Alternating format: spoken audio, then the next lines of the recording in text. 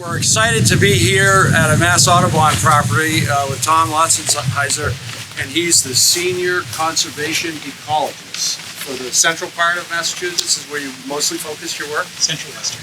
Central Western.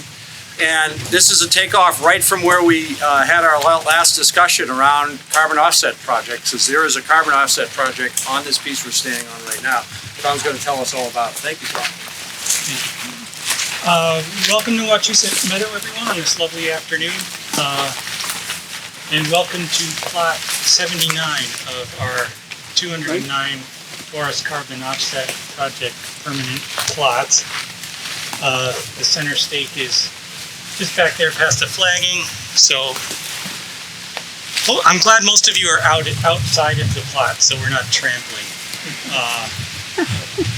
Because we are actively resurveying these plots every 6 years. That's part of our responsibility under the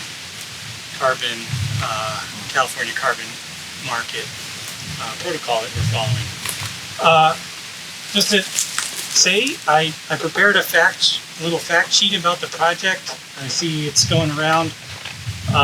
If there aren't enough copies, there's a PDF available, and I forwarded it to Charlie so you can get that. But long story short, in sometime around 2015, at a land trust rally, some of the senior Mass Audubon staff got the idea that we might want to look into hosting or participating in the California regulatory carbon market. And it took us 3 or 4 years of evaluation. But finally our project was launched with an offset sale in 2018. So 2023, we're coming up, this year is another survey year for us. So starting like next week or the next couple of weeks, we'll have a crew out here resurveying all the trees and all of our carbon plots across the state. So, Mass Audubon's carbon project includes about 10,000 acres on 10 of our wildlife sanctuaries, most of our large forested blocks in central and western Massachusetts. And we felt that our participation in that market was important for a number of reasons. For one thing, Mass Audubon, we're leading by example in terms of our response to climate change, or organizational response to climate change.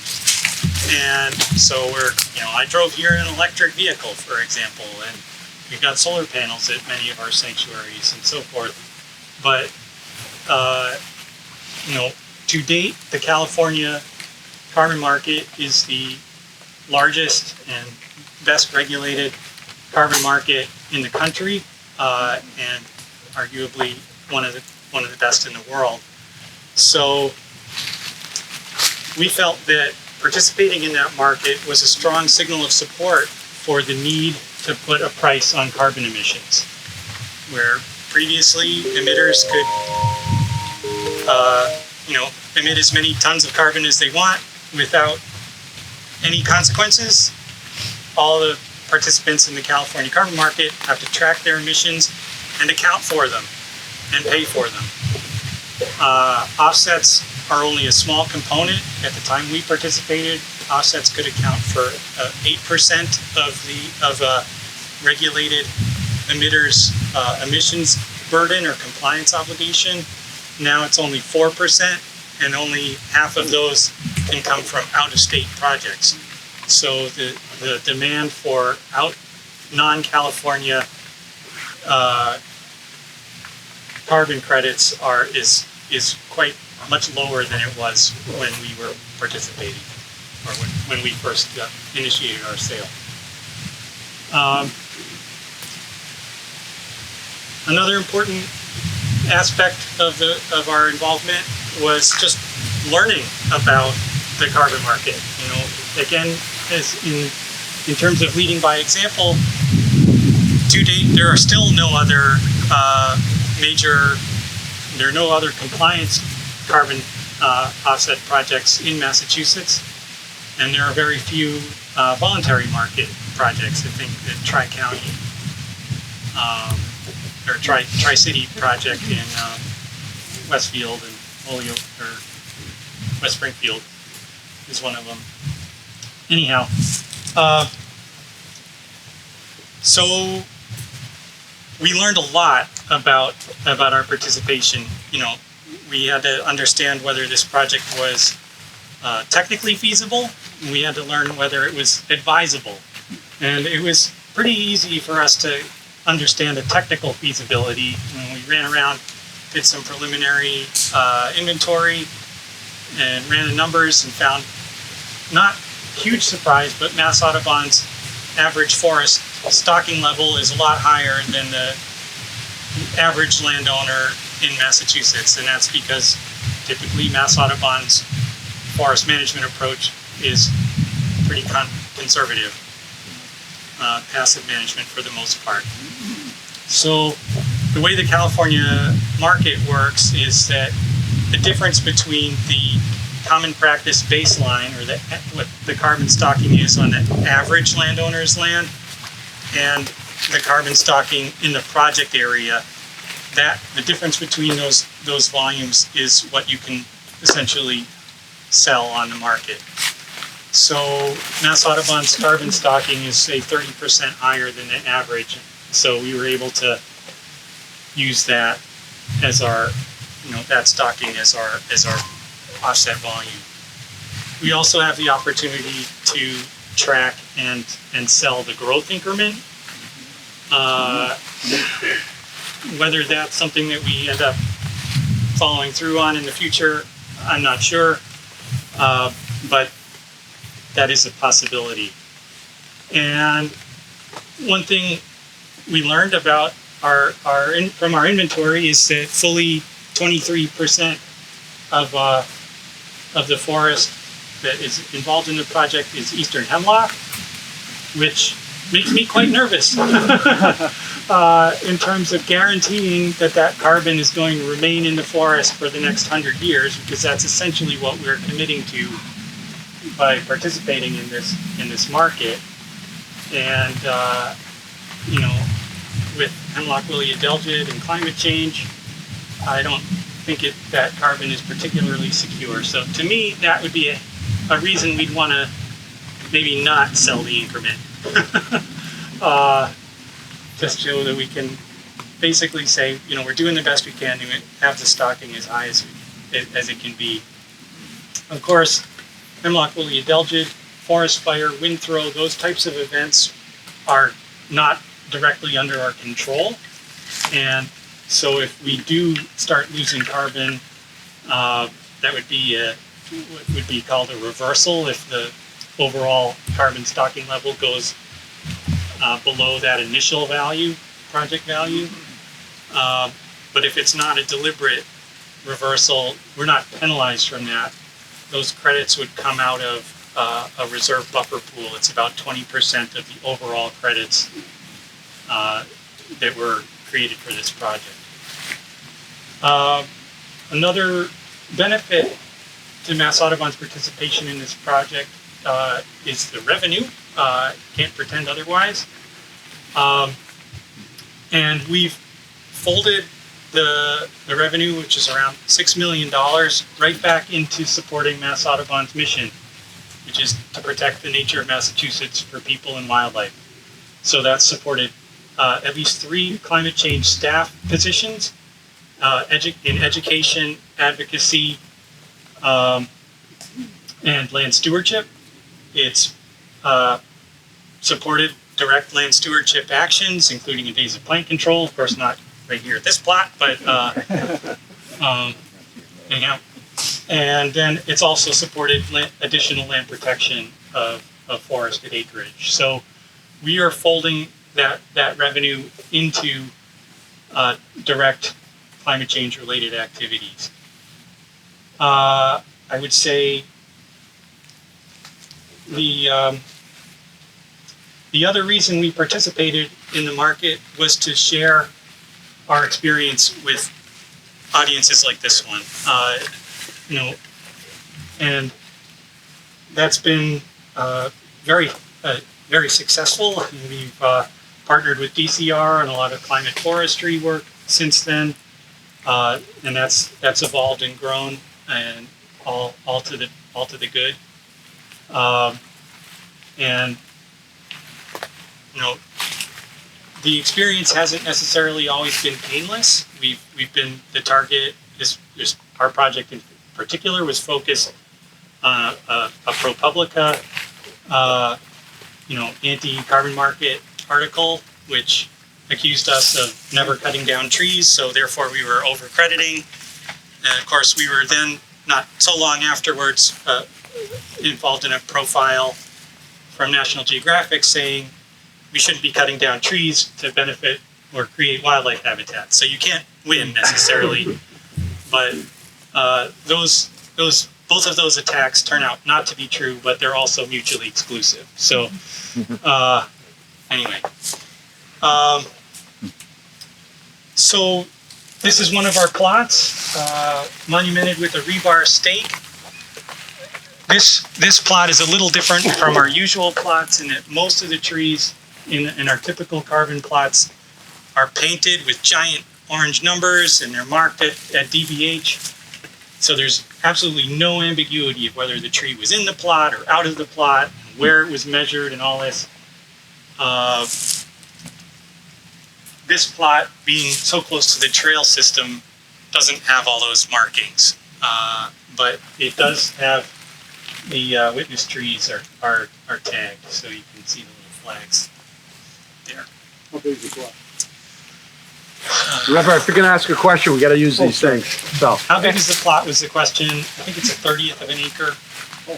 It's pretty small because we're trying to aim for about 12 or so, 12 to 15 trees per plot, and a bigger radius plot was getting way too many trees.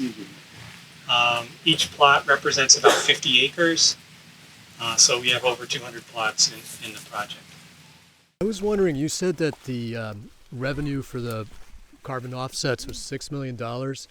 And is that for the entire 100-year commitment? Was that like a one-time payment? Or how, if you could explain the nature that was the initial tranche from that initial sale of essentially the volume between Mass Audubon stocking in the project area and the common practice baseline in the region. So that was a one-time amount of money. We've invested a portion of that revenue into project operations. So we did a net present value calculation and put aside, a fund to pay for project upkeep for the next century. So we're not going to have to scramble to make sure that our responsibilities under the project can be met. Hi, how often under the contract is the rate of payment for the carbon credits revisited, if at all? The rate of payment would be, for each credit, would be essentially at the time of the sale. As you're negotiating a sale, you would be subject to basically the price of the market at that time. Yeah. And because you've chosen to only do the lump sum payment up front, and not that you won't do annual increment payments later, that was chosen right when the project happened, right? So if you did try do payments 10 years from now, it'd be a different situation. Right, and it's a question, even if we were to generate the credits, it's a question about whether we would want to sell them right now or not. And ultimately, someone more savvy in the carbon market than I am would say, probably in the future, the value of a carbon credit would be zero because the market would have been successful and we would have achieved our emissions reductions goals. That's optimism for you.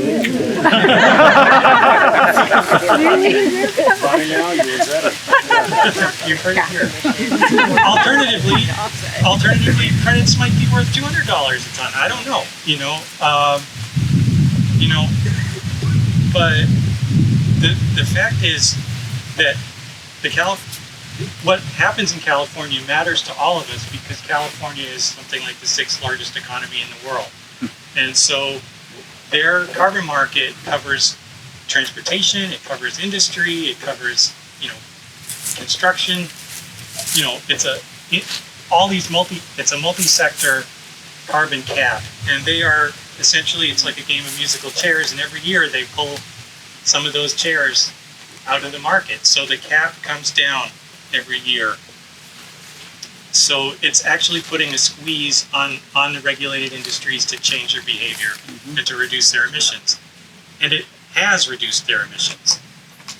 Since the carbon market has been implemented, California's emissions have declined. So for all of the ProPublica people out there saying, this project is contributing more to atmospheric emissions than we would have experienced otherwise, well, down isn't up. And California's emissions are going down, so it's not up. So it's, in my view, that's a bizarre and anumerical critique. But yeah, no. So definitely not a question for you. I mean, thank you so much for taking the time to be here and being a leader in this space, right? I mean, it really kind of broke a lot of ground in the carbon markets here and here in Massachusetts and Southern New England, especially. And what you're doing with this work is great. One of the things that has changed dramatically since forest carbon offsets, the regulatory and the voluntary world started, those credits were for individual regulator polluters in the regulatory space. Now states are starting to set their own limits, and both around emissions and net zero goals and things like that. So we come into this issue where there's, and this is not directed at you, Tom. I just want to be clear. It's this, and it's a question. I don't even know the answer, but how these credits that have already been used to meet a legal obligation somewhere else may or may not be now meeting a regulatory obligation here as well. And it's an incredibly, it's off the table. Yeah, it's an incredibly complex space. I mean, some states are working on their emissions inventories and doing their best to try to account for the land and the credits that are generated through offset projects and work their budget, so to speak, both ways. While others are not. They're just simply looking at their entire land base, regardless of whether or not it's already generated some offsets for somewhere else. And so again, it's just I would be curious to hear if anyone else had experience in that area or not. So anyways, just some thoughts. The only thing I would say on that is that if you're not accounting for, so state level is accounting for net sequestration, and if you're not accounting for that here, it's not double counted.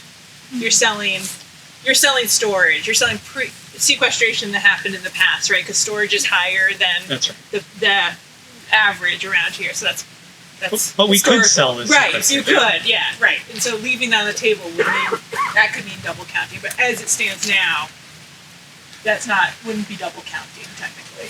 Correct. Right. Yeah, not in this instance, and it definitely wasn't direct. It's not. Yeah. It's just a problem that's evolved. I mean, this is a very rapidly evolving space, and there's instances where that has happened. And so, what does that mean? How do we separate baseline credits from growth and things like that? So, yeah. Well, I think that's the value of the registries. To the extent that people are following the registries, every ton is accounted for. There's a serial number. So, it's a little harder to get that for things on the voluntary market. That's absolutely true. That said, for me to figure out what that is for the Family Forest Carbon Program in Vermont is actually harder than it was when, I can look up, for this project, I can look it up very easily, but now we have these projects. So the Family Forest Carbon Project, how it really works, program is it pools smaller landowners and sells those together, right? Because each landowner, if you have 100 acres, you're not really generating that many offsets. There's not much power or value in that. And so the power of that program is really in the aggregation. And so it does make it a little bit harder at state level to figure out sort of what has been sold and what hasn't. So going back to what you were talking about with, when you mentioned the ProPublica article and the $6 million that you received in income, I'm curious if Mass Audubon went through a process where they, presumably you had active forest management plans for the property. I'm just inferring that from what you said. So had you looked at what your income from good sustainable forest management was going to be over the next 100 years. Did you predict what that income would be versus what you receive for carbon credits? No, we didn't. And Mass Audubon historically has not done a lot of active forest management. And there's only been, I think, two timber harvest projects on properties that we enrolled in this market. So Mass Audubon's overall project revenue from timber management is very, very small, and would be projected to be very, very small. But carbon is something that our trees are accumulating, and if we can monetize that to benefit our mission, then I don't see a harm there.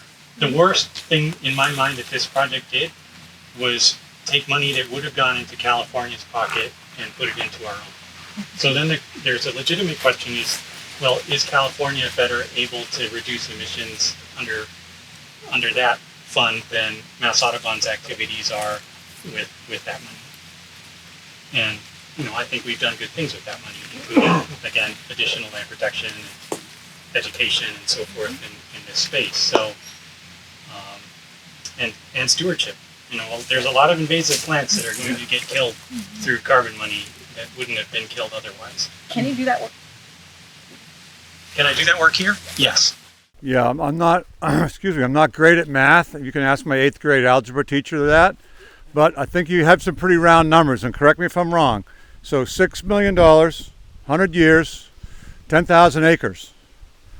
I do my math, that tells me about $6 an acre per year is what you're making off of this credit. Is that right? I try not to do math. But that's what I just did. So when we transition into the silviculture talk, $6 an acre as a carbon credit, how does that compare to, as you were just asking, if I was going to do something else? You're going to answer the question. Maybe I'm wrong. To counterpoint Carl, you did say a proportion of the $6 million was put into endowment, which is expected to probably generate maybe 5% interest on that annually over the next 100 years. So that $6 million may, in fact, depending on how much Mass Audubon chose, which I would love to ask, but obviously that's your. I would be curious to know how much of the $6 million was. If you're a private was. landowner, though, that might not be the case. That may not be the case. True. From our own plot data, Wikipedia Woods that I talked about yesterday, I've calculated. This is actually a surprisingly rare figure. What is the average woodlot owned per acre per year? We probably range on all of our properties, which is 600 and some acres, probably from $15 to $40 or $50 an acre, and timber revenue, based on just assessing the growth as stumpage, right? Now, of course, the $6 an acre, that's be the present value of a 100-year income stream, right? So we'd have to do some more math on that. But and that's exactly why. Timber will always beat carbon at any prices that we've ever seen by a lot. So your choice to not cut any wood here, to cut the increment, is altruistic, I guess, is one way to put it, right? You could cash that in.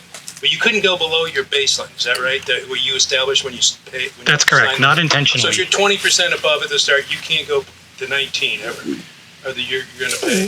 Well, there's some technicalities. Okay, but that's the concept at least, yeah. Yeah. But if you go to 40, you could cut that 20. Exactly right. Yeah.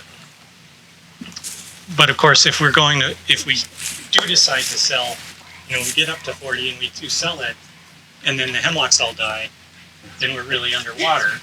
And that, it would be arguable whether that was our fault or not, because it's like, well, if we cut it before the hemlocks die, then that's legitimate. And if we cut it after, then that's a mistake. So, yeah. Well, arguably, couldn't you put 25% in reserve, 20% your 20's in reserve, 23's hemlock. So there's your reserve, right? There's your loss of hemlock. So your growth is still going to be sitting there. But I'm really curious, is not additionality the delta between the two curves of this is how we plan to manage in our management plans? So we'd have this harvest and that harvest. But this is how we chose to manage so that we could sell you our carbon and help California out. So how did you create the delta when your mandate is not to cut? I'm curious. California's carbon program works. Their protocol is the difference between the current stocking level and the common practice baseline. They don't really care about landowner intention. They care about the result of more carbon being in the forest than would have been otherwise with a different landowner. Hey Tom, you had said you did some pre-project data collection to figure out if the project sort of had legs or feasibility. Was that like just a typical timber cruise? Prison plots, yeah. Yep. They just ran around a couple hundred prison plots.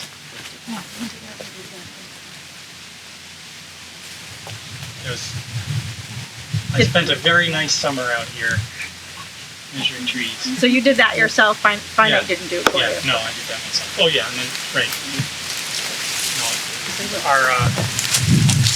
We worked throughout this development process with a third-party carbon project developer. That was Finite Carbon for us. There are a number of firms that work in that space.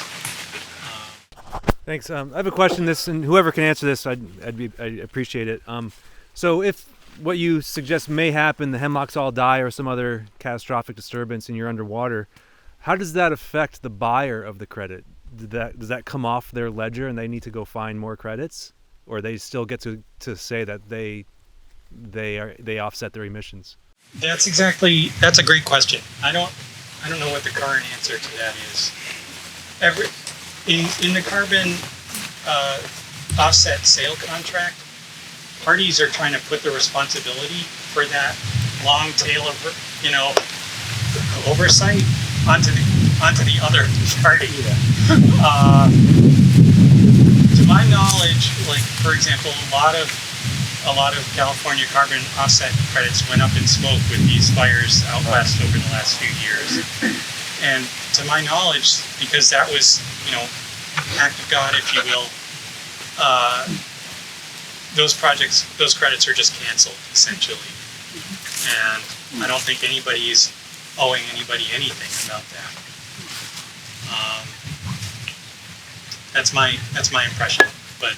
Yeah, Tom, I think you're correct on that. The transaction has already happened, so the buyer has bought those offsets, now owns them, uses them, then they're retired, and so the buyer is not. They're trusting that offset represents a real amount of carbon, right? A real mass of carbon, I guess, weight of carbon. Right. And so that is partially why there's a buffer pool, but there is question with increasing wildfire, increasing disturbances, whether that buffer pool is substantial enough. And so that has happened for some of these projects. If the carbon declines so much from a natural disturbance, is that a tick? No. That those projects are just canceled. So the landowner is sort of off the hook as well as the buyer, and it's just sort of a wash. I will say, on the California carbon market, there's an 8-year window that's really sensitive on in your initial sale. So these are called CC08s. So they're credits that you are essentially saying these are good for 8 years.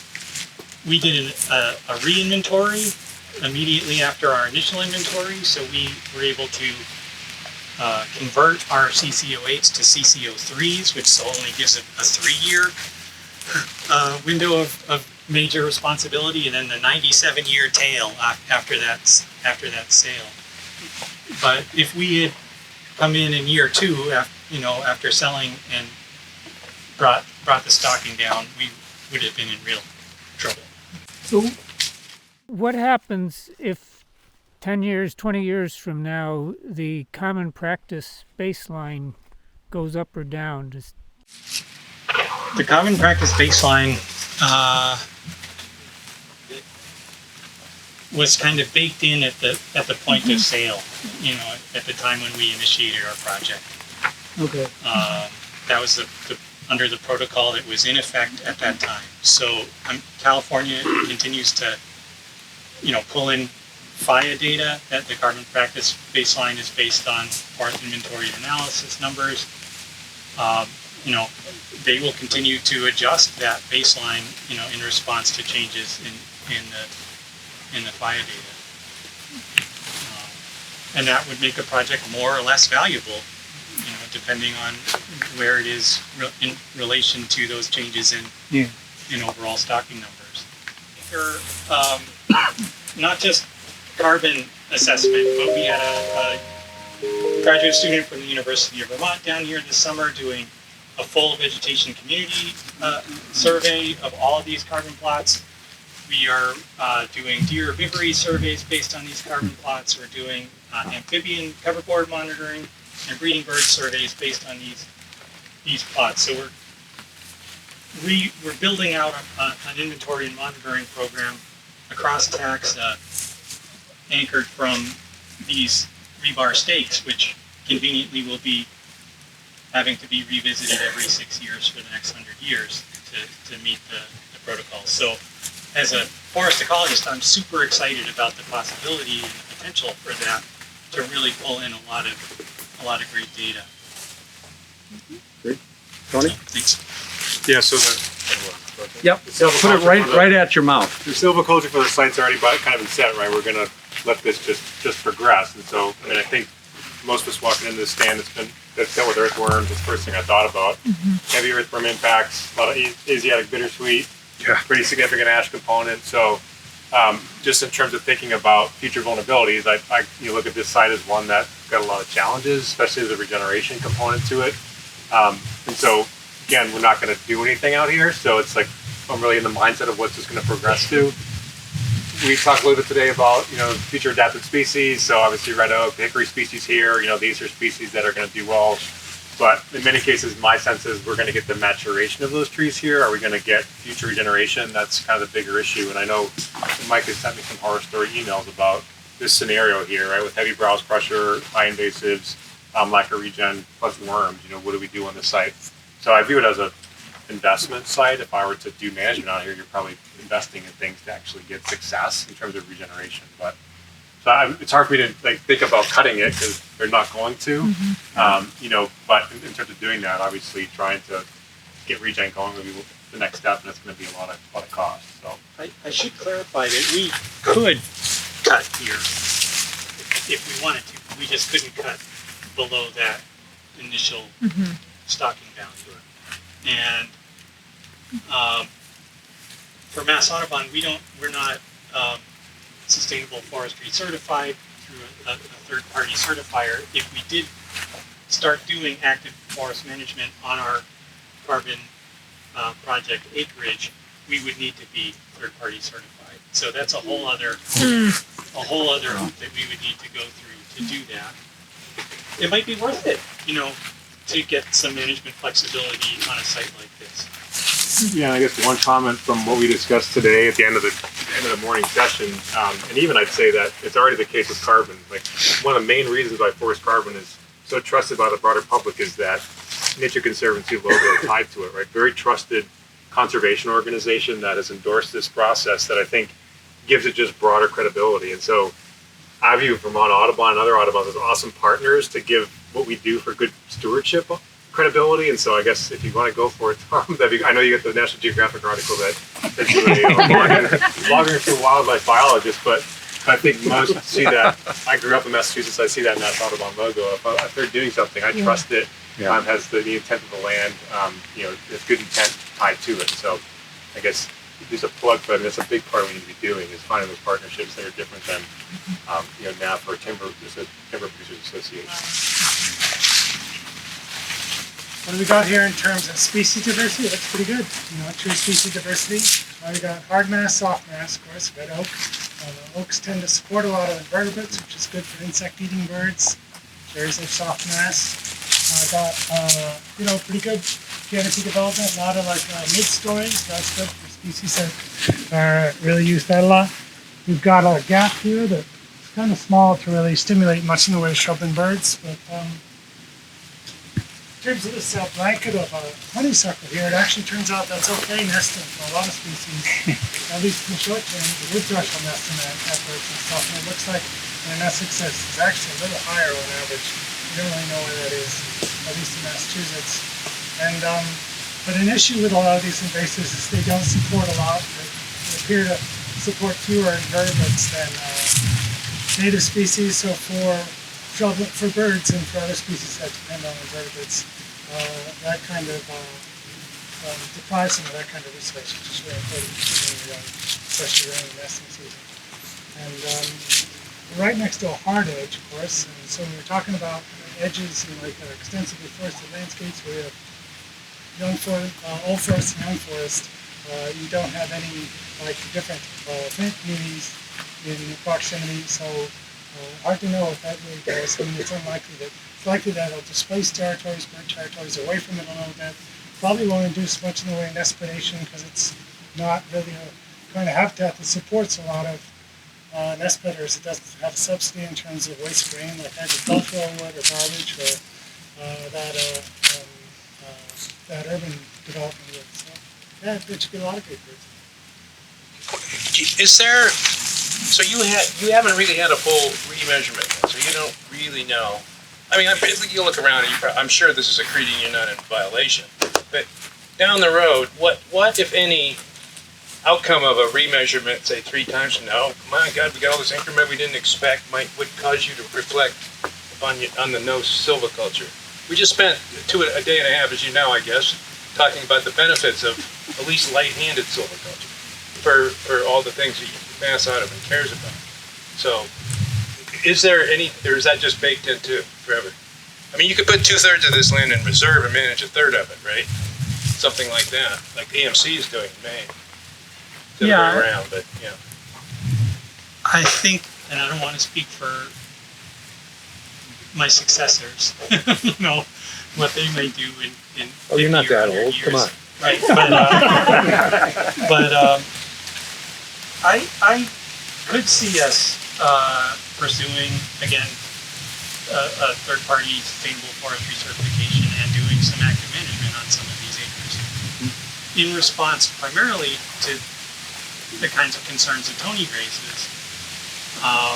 You know, it's not. I think it's a hypothesis that forests left by themselves will do the best for really any factor, be that carbon sequestration or wildlife habitat value or water,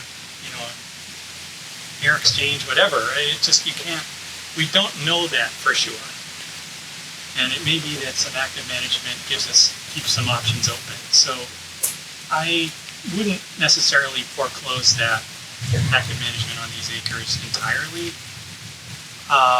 That being said, most of the acreage that Mass Audubon enrolled in this program are our largest forested acreage that's often in the mix of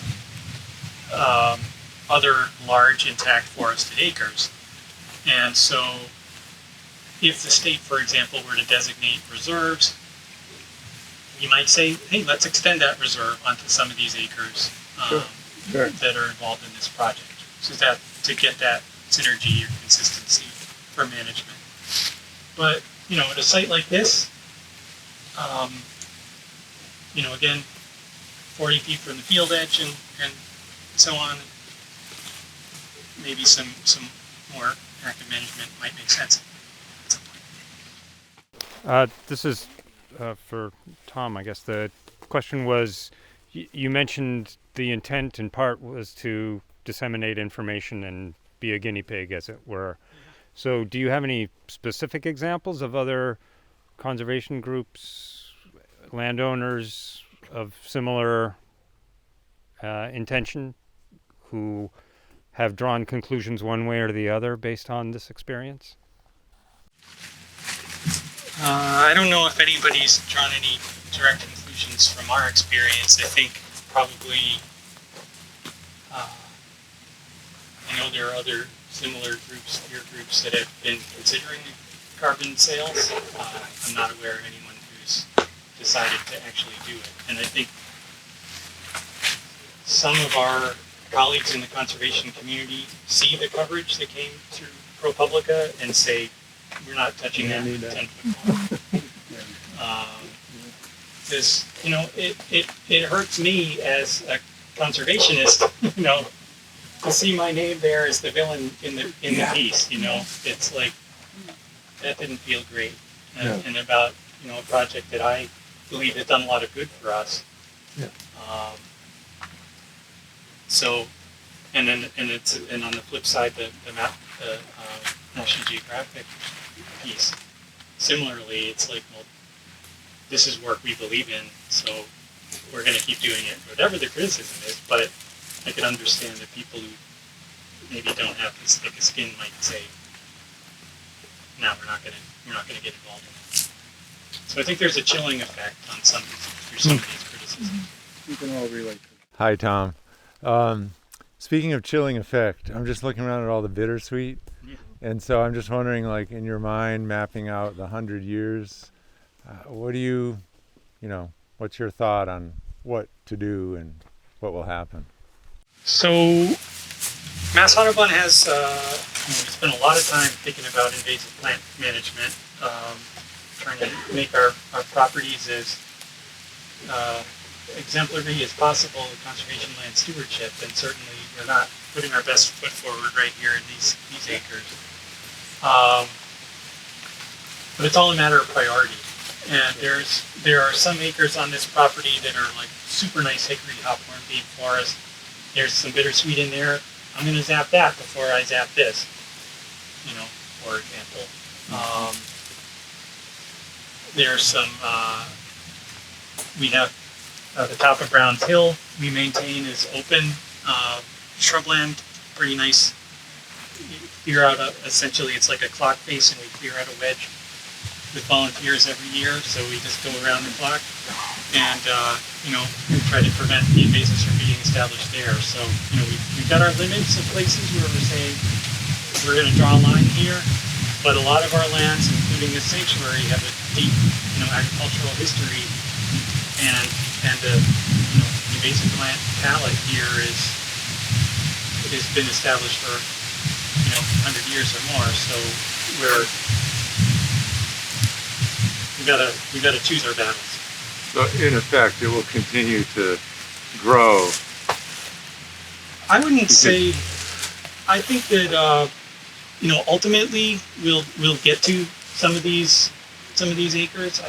As soon as the vines start going up the trees, I really start getting worried, because then once you get canopy collapse, and you get more sunlight and more, so it's a vicious cycle. So that's something that we do pay attention to, try to deal with.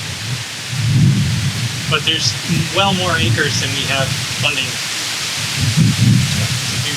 So NRCS is important, helping get a equip cost share for invasive plant work and things like that.